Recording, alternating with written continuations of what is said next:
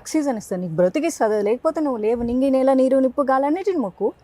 అదే కదా మనం గ్రాట్యూడ్ చూపించేది.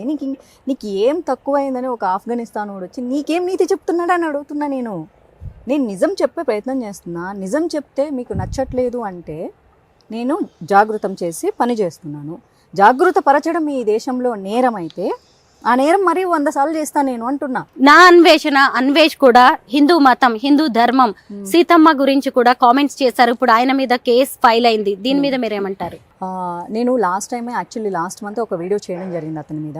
ఎంతసేపు భారతదేశము పాకిస్తాన్ ఒక బూచి చూపించి బ్రతుకుతుంది ప్రభుత్వము అని. అతనికి ఒక కౌంటర్ చేసిన జస్ట్ 20 డేస్లోనే అతను చెప్పిన ఆ బూచి వాళ్ళే బూచి పనులు చేశారు. అంటే ఆమ్దం గింజల నుంచి పాయిజన్ తయారు చేసి 1,00,000 మందిని చంపాలనుకోవడం, కారులో బాంబులు పెట్టడం, డాక్టర్లే టెర్రరిస్టులకు మారటం, జిహాదీ తప్పు కాదు అని చెప్పేసి ఎంబీబీఎస్ చదువుకున్న డాక్టర్లు మాట్లాడడం, ఇదంతా ఎవరు ప్రొవోక్ చేశారు? పాకిస్తాన్ వాళ్ళే ప్రొవోక్ చేశారు. భారతదేశము పాకిస్తాన్ని బూచిగా చూపించలేదు. వీధిలో ఇటు మన హైదరాబాద్ గల్లీ దగ్గర నుంచి ఢిల్లీ వరకు వీధిలో పిల్ల పాముల్లాగా పాకి ఉన్నారు.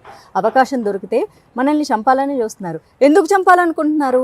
ఈ మతం కోసమే చంపాలనుకుంటున్నారు. వాళ్ళకి వేరే ఇంటెన్షన్ ఏం లేదు. వాళ్ళ మతాన్ని మొత్తం విస్తరింపజేయడమే వాళ్ళ ఒక టార్గెట్. సో కాబట్టి అతను అలాంటి మాటలు మాట్లాడినోడు, మిషనరీ స్కూళ్ళల్లో చదువుకున్నాడు. మరి సీతమ్మ తల్లి మీద, ద్రౌపది మీద అలాంటి కామెంట్లు చేయక, అవి మిషనరీ స్కూళ్ళల్లో చెప్తారు.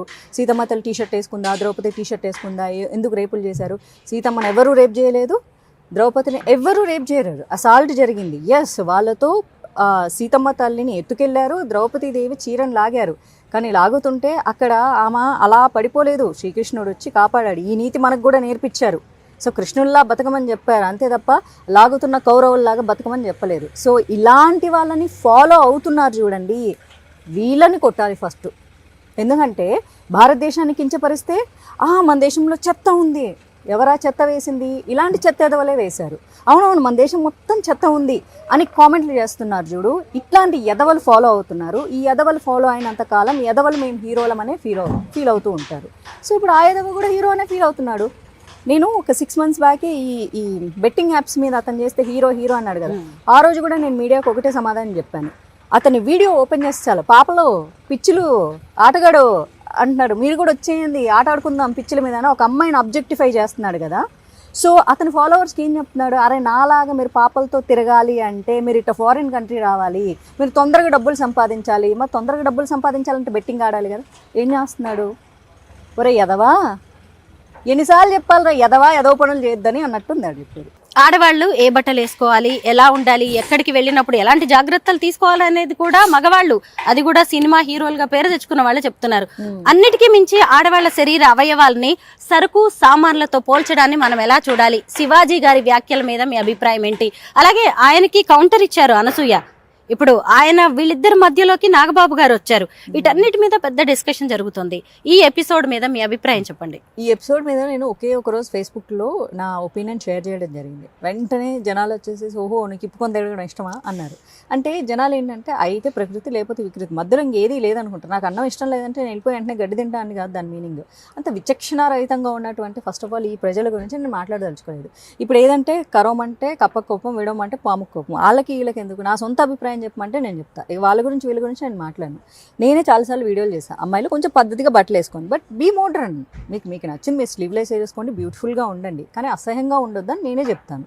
ఎందుకంటే మనకు ఫస్ట్ ఇలా చూడంగానే వావ్ అనిపించాలి అంతే తప్ప అనిపించకూడదు. మనకే అలా అనిపిస్తే మగోడికి అలా అనిపించడంలో తప్పలేదు. ఎందుకంటే చూస్తున్న మనకే ఇంకొక ఆడపిల్లని అలా చూడాలని అనిపించదు. మనకి చాలా యాక్వర్డ్గా ఉంటుంది. సో యాక్వర్డ్గా ఉండకుండా మీరు అందంగా వేసుకోండి, మోడర్న్గా ఉండండి. మీరు స్లీవ్లెస్ వేసుకుంటారా వేసుకోండి, టోన్ జీన్స్ వేసుకుంటారా వేసుకోండి, కానీ అసభ్యకరంగా ఉండదు. అవి కూడా కొంతమంది వేసుకుంటే చాలా స్టైలిష్గా ఉంటాయి. అండ్ మన పర్సనాలిటీ, నేను ఫ్యాషన్ డిజైనింగ్ చేశాను. డ్రెస్ కంఫర్ట్ అంటే ఏంటో తెలుసా? మన పర్సనాలిటీకి నప్పకుండా ఉండేవి, ఏదో మార్కెట్లో దొరికేవి మనం వేసుకోకూడదు. మార్కెట్లో వాళ్ళు వేసుకున్నారు కాబట్టి అది మన శరీరానికి సెట్ అవుతుందా లేదా?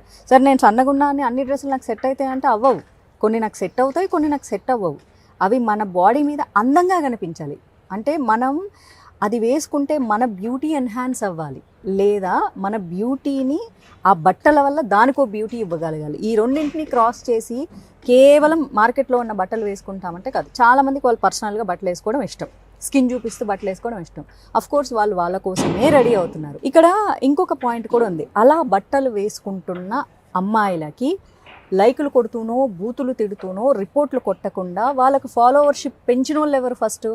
ఇక్కడ ఆడదాని ఒక్కడిదే నేరం అని ఈరోజు ఆడదాని మీద నేరం వేసేస్తున్నారు కదా, వాళ్ళకు పెంచి పోషించి లైకులు కొట్టిన వాళ్ళు ఎవరు? ఈ సమాజంలో మనుషులు కదా. మేము హేట్ చేస్తూనే కామెంట్ పెడుతున్నా, హేట్ ఎందుకు చేస్తున్నావు, బ్లాక్ చేయి నువ్వు. కాదు, ఈరోజు హేట్ చేయాలి, మళ్ళీ ఆ ఫోటో చూడాలి, రేపు హేట్ చేయాలి, మళ్ళీ అమ్మాయి పెట్టిన ఇంకో ఫోటో వీడియో చూడాలి. ఎందుకు? బ్లాగ్ కొట్టు, రిపోర్ట్ కొట్టు, అప్పుడు ఫాలోవర్సే పెరగరు కదా. అండ్ వాళ్ళు స్కిన్ షో చేస్తున్న కొద్దీ వాళ్ళు ఇన్ఫ్లుయెన్సర్గా పెరుగుతున్నారు. వాళ్ళు పెరిగిన తర్వాత వాళ్ళకి వెబ్ సీరియల్ వస్తున్నాయి, టీవీ ఛానల్లో ఆఫర్లు వస్తున్నాయి, వాళ్ళకి సినిమాలు ఆఫర్లు వస్తున్నాయి. వాళ్ళు స్కిన్ షో చేస్తేనే ఆఫర్లు ఇస్తున్నారు. ఓన్లీ తెర మీదే చెయ్యాలి అని చెప్పేసి ప్రొడ్యూసర్లు ఏం చెప్పట్లేదు కదా. ఇక్కడ ఎవరు పాత్రదారులు అవుతున్నారు? సమాజం పాత్రదారులు అవుతున్నారు. అండ్ వాళ్ళని నేను కొంతమంది ఫాలో అయ్యాను. వాళ్ళు స్టార్టింగ్లో శారీలు కట్టుకుండేవాళ్ళు, తర్వాత కొంచెం నడుము చూపించడం స్టార్ట్ చేశారు, దాంతో వాళ్ళకి ఫాలోవర్స్ పెరిగారు. దాని తర్వాత క్లీవేజ్ చూపించడం శారీనే తర్వాత క్లీవేజ్ చూపించడం స్టార్ట్ చేయగానే కొలాబరేషన్స్ పెరిగినాయి, షాప్ ఓపెనింగ్లు పెరిగినాయి, ఇన్ని వచ్చినాయి. అంటే దీనికి ఎవరు సహకరిస్తున్నారు? ప్రజలు సహకరిస్తున్నారు కదా. అంటే అలా చేస్తేనే మేము కొలాబరేషన్స్ షాప్ ఓపెనింగ్లు ఇస్తామని వాళ్ళు సెలబ్రిటీ వాళ్ళేమనుకుంటున్నారు, పొట్టకుట్టి కోసం ఓకే మాకు 4 డబ్బులు వస్తున్నాయి కదా, సో మనం కొంచెం గుడ్లిప్పితే మనకు ఆఫర్స్ వస్తున్నాయి కదా, నేను నిజంగా చీర కట్టుకొని ఉన్న రోజులు ఎవ్వరూ మనల్ని పట్టించుకోలేదు అనుకున్నారు కదా. అండ్ యాక్చువల్లీ అది నిజం. సో ఇక్కడ ఎంతమంది పాత్రలు ఉన్నాయి? ఆ అమ్మాయి ఒక్కదాందే పాత్ర ఉందా? ఇంకొంతమంది ఆడోళ్ళు ఉన్నారు, చీరలే కడతారు కానీ ఓన్లీ బ్యాక్ షాట్లు తీసి పెడతారు. మాధవి గారు బీజేపీలో జాయిన్ అయ్యారు, సనాతన ధర్మం గురించి కూడా చాలా యాక్టివ్గా మాట్లాడుతూ ఉంటారు. అయితే మరి పార్టీ వ్యవహారాల్లో పెద్దగా ఎక్కడ కనిపించరు మీరు? 3.5 years అంటే 2018లో జాయిన్ అయ్యా, 19లో కంటెస్ట్ చేసా, 2021 చాలా యాక్టివ్గా ఉన్నా. తర్వాత ఫిజికల్గా గ్యాప్ తీసుకున్నా. అంటే ఫిజికల్ యాక్టివిటీస్, వాళ్ళ సభలకు వెళ్ళటం కానీ, మీటింగ్స్కి వెళ్ళటం కానీ, ఇలాంటి వాటికి గ్యాప్ తీసుకున్నాను పూర్తిగా. బట్ సోషల్ మీడియాలో ఎప్పుడూ యాక్టివ్గానే ఉంటాను నేను. సో పార్టీ వేరు, హిందుత్వం వేరు. ఎందుకంటే నా పుట్టుకతో హిందుత్వం వచ్చింది, పార్టీ అనేది పుట్టుకతో రాలేదు. బట్ మా ఫ్యామిలీ గ్రాండ్ పేరెంట్స్ ఉన్న దగ్గర నుంచి ఇది జనసంఘ పెట్టిన కాలం నుంచి ఫాలో అయ్యేవాళ్ళు. సో అది వేరు, ఇది వేరు. అది వంశపారంపర్యంగా బీజేపీ మీద అభిమానం, ఇష్టం అనేది వచ్చింది. కాకపోతే అప్పుడు మన ఇప్పుడు తెలుగు రాష్ట్రాలు, అప్పుడు ఆంధ్రప్రదేశ్ కాబట్టి అప్పట్లో ఇక్కడ లేదు, బీజేపీ లేదు. సో టీడీపీ పెట్టే వరకు మా తాతగారు కానీ మా అమ్మమ్మ కానీ ఓటేయలేదంట. ఇది మా ఇంట్లో వింటూ పెరిగా నేను. అండ్ సో ఆ ఫ్యామిలీ నుంచి వచ్చాను కాబట్టి ఆ పార్టీ, ఆ ideology is different. But BJP అంటే హిందుత్వ అంటే బీజేపీ అన్నది దాని నుంచి నాకు వచ్చింది కాదు. ఇది చిన్నప్పటి నుంచి మా అమ్మ నా మీద రుద్దింది. బలవంతంగా గుడికి పట్టుకెళ్ళి బలవంతంగా పూజలు చేయించి, బలవంతంగా ఉపవాసాలు ఉంచిపించి, ఇలా నాకు మా అమ్మ భక్తి మార్గాన్ని, హిందుత్వము అండ్ స్కూల్లో మనకు చిన్న గవర్నమెంట్ స్కూల్లో చదువుకున్నాను కాబట్టి రామాయణ మహాభారత చిన్న పాఠాలు చెప్తూ ఉండేవాళ్ళు. అండ్ ఊర్లో గుడికి వెళ్ళడం వల్ల ఎక్కువగా మా ఊర్లో రామాలయం ఉండడం వల్ల సో అక్కడి నుంచి వచ్చింది తప్ప సో అది రాజకీయ పరంగా వచ్చింది కాదు. బట్ పీపుల్ ఏంటంటే రెండింటిని కలిపేస్తారు, వాళ్ళు ఎలా కలుపుకున్నా నాకేం ప్రాబ్లం లేదు. 2019లో కంటెస్ట్ చేశారు, ప్రజలతో ట్రావెల్ చేయడం, ఎలక్షన్స్లో పాల్గొనడం, ఇవన్నీ ఎలా అనిపించాయి? నాకు it was a happy time.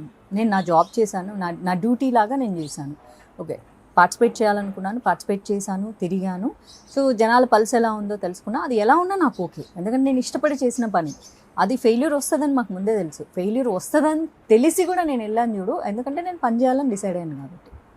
So నాకు రిగ్రెట్స్ ఏం లేవు, I'm very happy for that. 2008లో మీరు ఇండస్ట్రీకి అడుగు పెట్టారు, మంచి హిట్ కొట్టారు ఫస్ట్ సినిమాతోనే. ఆ తర్వాత కొన్ని సినిమాలు చేశారు, కానీ ఎందుకు తర్వాత బాగా స్క్రీన్కి దూరం అయ్యారు? అవకాశాలు రాలేదా, మీరే వద్దనుకున్నారా?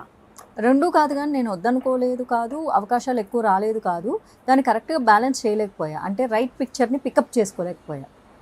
సో అంతే, దాన్ని ఇండస్ట్రీని, అందుకే నేను ఎప్పుడు ఇండస్ట్రీని బ్లేమ్ చేయలేదు, నన్ను నేనే బ్లేమ్ చేసుకుంటాను. నాకే సరిగ్గా పికప్ చేసుకోవడం రాలేదు, అంతే.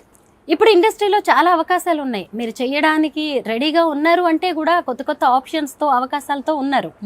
కానీ మరి మీరు రెడీయా? నేను రెడీని, మళ్ళీ రీలాంచ్ అవుతాను. ఎలా చేద్దాం అనుకుంటున్నారు రీలాంచ్ అనేది? ఎలా అంటే లైక్ ఎప్పుడు నేను ఫస్ట్ నుంచి కూడా చెప్పాను, లైక్ వెబ్ సిరీస్ అయినా ఓకే, వెబ్ మూవీస్ అయినా ఓకే, మూవీస్ అయినా ఓకే, మంచి రోల్స్ చేయాలనుకుంటున్నాను. సో మంచి రోల్స్ వస్తే డెఫినెట్గా చేస్తాను. నేను కాంట్రవర్షియల్ ఎప్పుడు ఉండను. ఇదిగో ఇలా కాంట్రవర్షియల్లో నన్ను లాగుతారు అంటే ఈ భారతదేశంలో నాకు నిజంగా అర్థం కాదు. భారతదేశంలో ముస్లింలు స్వేచ్ఛగా వాళ్ళ కోసం ఒక సొంత రాజకీయ పార్టీ పెట్టుకొని ప్రచారం చేసుకుంటారు, ఎవరేమనరు. వాళ్ళ స్పీచ్లు మాట్లాడుకుంటారు, ఎవరేమనరు. వాళ్ళు నమాజులు చేసుకుంటారు, వాళ్ళ అల్లా గురించి మాట్లాడుకుంటారు, ఎవరేమనరు. అలాగే క్రైస్తవులు కూడా వాళ్ళ కోసం ఓ సొంత పార్టీలు పెట్టుకుంటారు, వాళ్ళు చర్చిల గురించి మాట్లాడతారు, ప్రతి హిందువుల ఇంటికి వచ్చి మతం మారమని ఫోర్స్ చేస్తారు, నాకు ఎవరేమనరు. అరే నేను 19A ఆర్టికల్ని ఉపయోగించుకొని చాలా సభ్యత అయినటువంటి భాషలో ఇలాగా సాయిబాబా గురించి ఒక నిజం చెప్పాను. నిజం చెప్తే కూడా కోపం వస్తుంది జనాలకి, స్వాతంత్రపు అండ్ వాక్ స్వాతంత్రపు హక్కును వాడుకోవద్దు అని నన్ను కాంట్రవర్షియల్లోకి పుల్ చేసి మాధవీలత ఈజ్ ఆల్వేస్ కాంట్రవర్షియల్ అంటారు చూడు. That is the issue. I'm not controversial, people are making it controversial. Cool sweetheart actually. Social మీడియాలో చాలా యాక్టివ్గా ఉంటారు, మంచి మంచి వీడియోస్ పెడుతున్నారు. అమ్మాయిలకైతే అడ్వైజులు మామూలుగా ఇవ్వట్లేదు.